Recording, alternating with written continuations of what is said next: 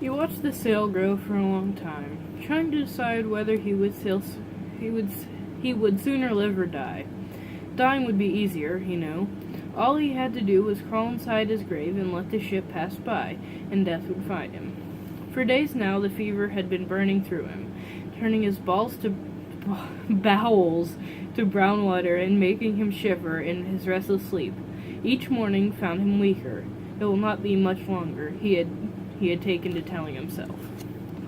Well, hello there. And today we're not talking about Davos Seaworthy, the Onion Knight. We are talking about how my lapel is annoying me. No, we won't be.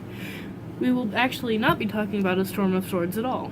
We will be talking about A Clash of Kings, which I have recently finished, which is why I was reading A Storm of Swords. I'm gonna review this book. And if you're wondering why I didn't review A Game of Thrones, it's because I was too lazy to.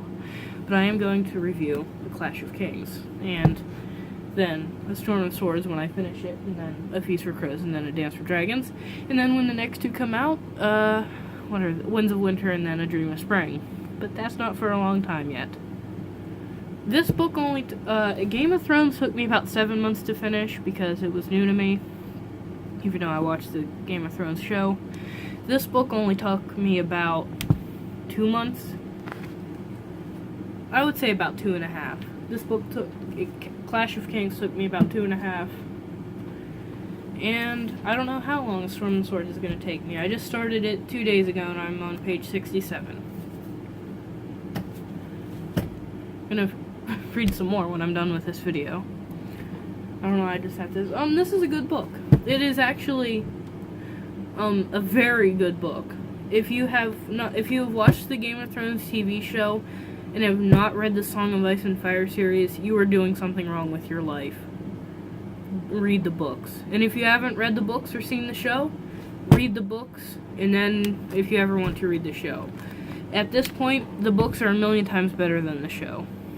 That's the same for a lot of things, but watch the first few seasons of the show. Watch up until about season 4. At the end of season 4, you can stop. Because I'm pretty sure that's when George R. R. Martin stopped writing for it. Because after George R. R. Martin stopped writing for the show, it just got bad. Real bad. So, on the back it says, in the eagerly awaited sequel to A Game of Thrones, George R. R. Martin, from this time on I'm going to be calling him Germ, or George, Ger Martin. That's what I'm calling him. I'm going to be calling him Ger Martin because it's easier than saying George R. R. Martin. So, Ger Martin has created a world, I can't read. As you can tell when I said his, you know what, never mind. Has created a world of unsurpassed vision, power, and imagination. The Clash of Kings transports us to a world of revelry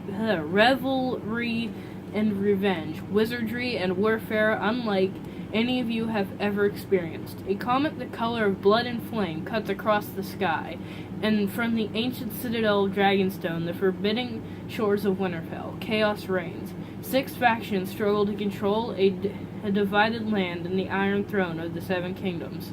Prepare to stake their claim through the tempest, turmoil, and war. It is a tale in which brothers plot against brother, and the dead rise to walk at the night. Here a princess masquerades as an orphan boy. A knight of the mind prepares a poison for a treacherous sorceress.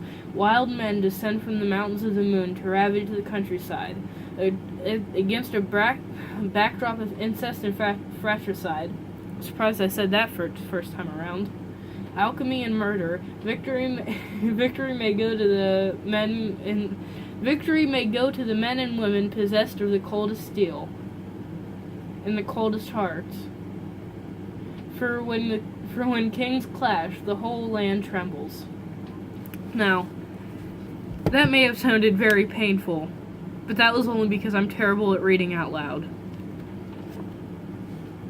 It's a very, very good book. And if you've never read the Song of Ice and Fire series or seen Game of Thrones, I would not recommend letting small children read this or the show. Well, you don't read a TV show, but watch the show. for reasons.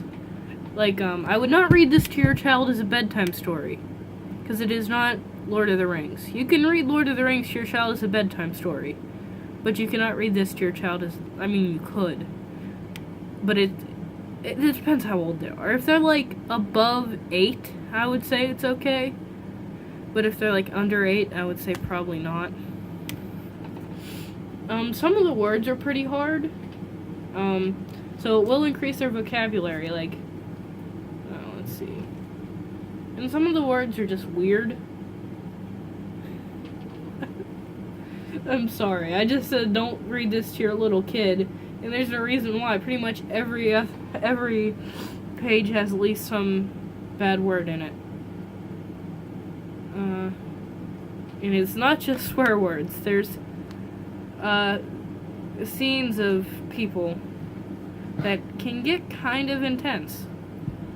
There's also battles and all that stuff. George R. R. Martin is an amazing writer. I'm gonna say that. He really is. When I read about the Battle of the Blackwater in this, I forget where it was. Like, the Battle of the Blackwater in this book is so much better than the episode in the show. It just is. I don't really remember much about the episode in the show, but it's just amazing. And of course, there's just so much they can talk about in the books that they can't talk about in the show, because, I mean, this book is 969 pages long, and they have to put that in a 10-hour season. You see, it's not that easy. This would be season 2, this book. So, anything that happened in season 2 would happen in this book. So that would be Stannis the Manus doing some stuff, him besieging Storm's End, Renly dying. Spoiler alert. Spoiler alert. Sorry.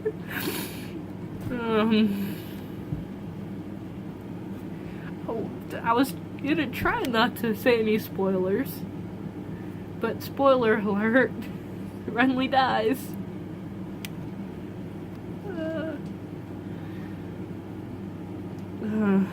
Well, now that the spoiler cat's out of the bag, I don't know what else to say. Stannis doesn't die in this book. Stannis is still alive in the books, actually. He's dead in the show. Even in A Dance with Dragons, I'm pretty sure he's still alive.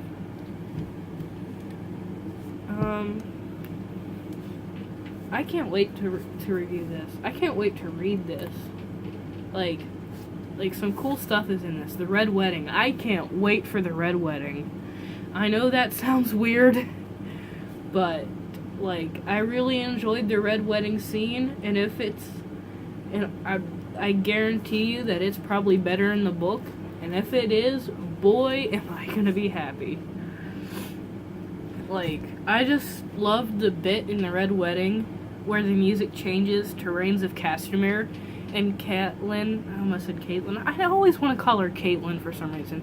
It's Catelyn. I always, like, Catelyn is the only person to notice the song changes to Rains of Castamere and the doors get closed and everything. And then everyone gets killed. Yeah, I can't wait. Okay, this video is going to be about 10 minutes long. So, or 9 minutes, 9.5 minutes. This has been Steve Loves Role Playing Games. This has been A Clash of Kings.